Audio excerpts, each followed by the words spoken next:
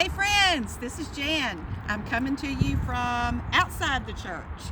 And of course, right now, because of the COVID virus, we are not inside the church because it's just not healthy for us. But you know what? The church is not just a building. The church is the body of Christ, and we are the body of Christ, and we're going to meet this way outside of the church with you watching your phone or your tablet or your computer and me talking to you on the other side. So we're going to have a good time while we do this. We're going to call this CBS, which is COVID Bible School. And today is Thursday, April 2nd, 2020. And this is COVID Bible School episode number 1. So we're really excited. It's the 4th day of North Carolina's stay-at-home order and the 18th day that you've been out of school.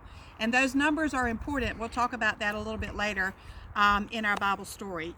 So, if you are Mission Friends age, at the end of this story, then I'm going to give you an art challenge. And if you are High Point age, then I am going to talk to you about meeting you on having a Zoom meeting. So if you're younger, then you'll have an art challenge, and if you're a little bit older, then we'll have a discussion challenge that we'll talk about later.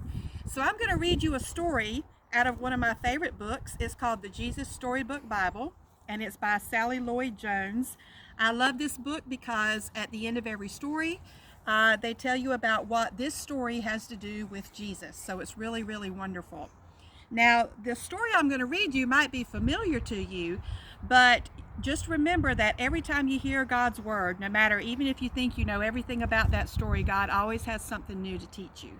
So make sure that you listen, and the pictures are really good, and we're going to talk about some things as we go along, and we're just going to have a good time being together because I really, really have missed y'all. So here we go. A new beginning. This is about Noah and his ark, and it's from Genesis 6 through 9.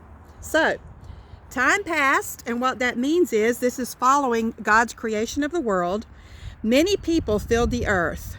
Everyone everywhere had forgotten about God and were only doing bad things all the time. God's heart was filled with pain when he saw what had happened to the world he loved. Everywhere was disease and death and destruction, all the things God hates most. Now Noah was God's friend, which was odd in those days because no one else was. Noah listened to God. He talked to God. He just loved being with God, like you do with your best friend. Noah, God said, things have gone wrong. People have filled my world with hate instead of love. They are destroying themselves and each other and my world. I must stop them. First, we'll build an ark. Do you know how to build an ark? Well, neither did Noah. Luckily, God knew, and he would show him. So, here's Noah. See, Noah's not a young guy. And then over here are his plans to build his ark. He's cut down some trees. He's got his plans. He's thinking about how tall it needs to be and how long it needs to be. But notice, clear blue sky, no clouds, and that's going to be very important. But Noah didn't know how to do this, but God was with Noah, and God showed Noah what he needed to do. So, let's keep going. A storm is coming, God told Noah, but I will rescue you, I promise. I'll send the animals to you, ones that creep and crawl and slither and slime and gallop and hop and bound and climb. And don't forget to pack everyone's food. The storm was going to wash away all the hate and sadness and everything that had gone wrong and make the world clean again. God had thought up a way to keep Noah safe, but Noah would have to trust God and do exactly what God told him. So Noah built an ark, which is short for a very large boat. Noah's neighbors came out to watch and point and laugh because they didn't believe Noah about the boat or the storm or needing to be rescued. And Noah must have looked rather silly. His boat was in the desert. The desert was nowhere near the sea, and there wasn't even a cloud in the sky.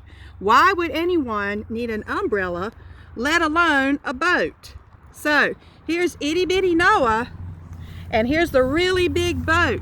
So God told Noah to build a really big boat, and of course he did that because he told him he was going to send him all the animals.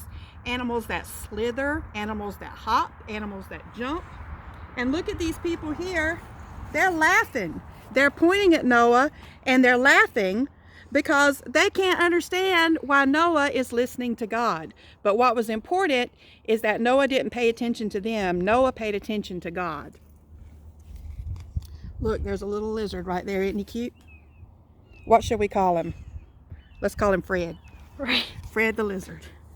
Oh, looky here. So, Noah didn't mind so much what other people thought. He minded what God thought. So he just did what God told him to do. When the ark was ready, God said, "All aboard!" And Noah's family and all the animals climbed inside.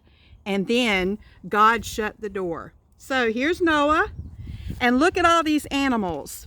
So in my mind, I'm going to count to 10. And while I'm counting silently, I want you to see how many of those animals you can name. Okay? You ready? I'm counting.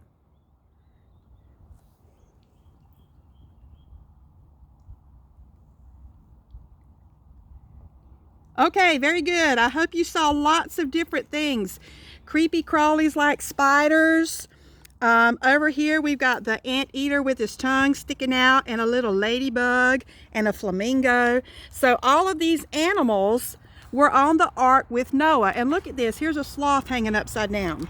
I hope that's what that is, because if it isn't, don't call me and tell me. Now, Noah and all of his family and all of these animals were all on the ark together. And all I have to say right now is I cannot imagine that it smelled very good on the ark. But God has that taken care of too. So here we go. And it started raining for minutes. That joined up into hours. That joined up into days. That joined up into weeks and weeks. And the rain joined up into puddles. That joined up into rivers. That joined up into lakes. That joined up into a flood that covered the whole world. All right, now everybody look at somebody else and say, it covered the whole world. Oh my goodness. Their boat that had once seemed so big suddenly seemed very small, because remember, all those animals and the family were on there. But in the middle of the huge storm, in the crashing waves, in all the thunder and lightning, through it all, God was with them. And God kept them safe for 40 long days and 40 long nights. So here's where the whole days thing is important. Noah and his family and all of those loud, stinky animals were on this boat for 40 days and 40 nights. So if you're already tired of staying home and you've only been out of school for 18 days, but you're able to go in your yard and you might go to the grocery store or something like that, they were shut up in a boat for 40 days and 40 nights. Put your hand up to your head and say, oh my goodness, that's a long time, because it really is. Finally, the rain stopped. The sun came out and Noah threw open all the windows. Hooray! Everyone shouted. You shout hooray too. Noah sent his dove out to explore, and it wasn't long before she brought him back a fresh olive leaf. Everyone knew exactly what that meant. She had found a tree and land. The water was going down. Look at all this water. You see the fishes? There's a fish head and a fish tail, and it's raining, raining, raining. Big waves, and it makes the ark look really small. But remember, God told them that he would keep them safe, and they are safe inside the ark. At last, the boat landed quite suddenly on top of a great mountain. As soon as it was safe, God said, "Out you come!" And so they did, everyone skipping and dancing onto dry land. The first thing Noah did was to thank God for rescuing them just as he had promised. And the first thing God did was to make another promise. I won't ever destroy the world again. And like a warrior who puts away his bow and arrow at the end of a great battle, God said, "See, I have hung up my bow in the clouds." And there in the clouds, just where the storm meets the sun, was a beautiful bow made of light. It was a new beginning in God's world. So before we finish, let's look at this picture. Noah's big ark landed on top of a mountain. And what that shows us is how high the water got. The water got so high, it was high enough to cover the top of a mountain. And so there was Noah's ark, rocking back and forth on the top of the mountain. But God protected them, and he said, okay, it's time for you to come out. So you can see, here they are, and they all traipsed out and down the mountain. And God kept his promise. He kept them safe, and he said, I'm going to make one more promise. And here it is. I will never destroy the world again. And the symbol of his promise, the thing that we would see and always remind us of God's promise, is a rainbow. But it wasn't long before everything went wrong again. But God wasn't surprised. He knew this would happen. That's why, before the beginning of time, he had another plan, a better plan, a plan not to destroy the world, but to rescue it, a plan to one day send his own son, the rescuer. God's strong anger against hate and sadness and death would come down once more, but not on his people or his world. No, God's war bow was not pointing down at his people. It was pointing up into the heart of heaven. So, that is the end of the Bible story about Noah's Ark. It's a wonderful story. But what I want you to think about Noah's Ark is not about the rain and not about the stinky animals on the boat or anything like that. What I want you to think about is that right now there is something dangerous going on, and it's a sickness, it's a virus, and we have to stay put so that we don't get sick or make anybody else sick. So I want you to think about your house. And I want you to think about the fact that God wanted you safe. So God put you in an ark, just like he put Noah and his family in an ark. Now, your ark is not necessarily a boat, but your ark is your house, and you get to be safe in your house. And God provided for you, just like he provided for Noah and his family and for all of those animals, because God makes sure that you have food. And God provided you a way to communicate even with me. And I'm far away from your house. So you have the internet on your tablet, on your phone, on your computer. You can talk to your Nana in California. You can do all of those things. You can see the outside world. So God provided for you in order to make sure that you were safe. And remember, even if everything is not exactly like what you would want right now, you can't necessarily go out to play on the playground. You can't play t-ball. For those of you who are older, your travel ball teams have been messed up and your school teams have been messed up. Just remember that God put us there to protect us, and that God has a plan, and we don't have to know what God's plan is. Noah didn't know what God's plan was, but Noah trusted God, and that's what God is asking us to do. Not figure out what he's going to do. We need to figure out how we're going to act while he is doing what he is doing. So while you're in your ark, I want you to think about all the people in the ark with you.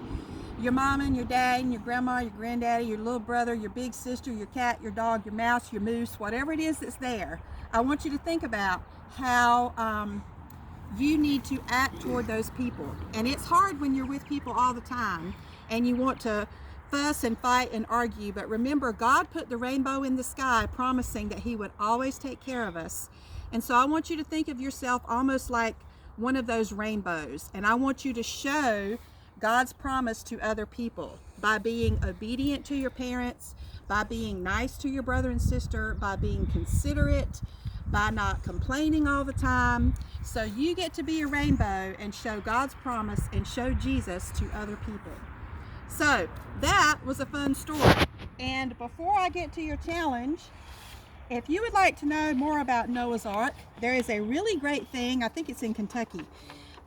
It's an actual life-size ark that they built to show you what it really looked like. And you can go to this website, arkencounter.com. You can look at all these pictures. It shows you all these really great things, and you get to see exactly what it might be to actually go on Noah's Ark. And maybe sometime we can all take a trip and check it out. All right, so your challenge.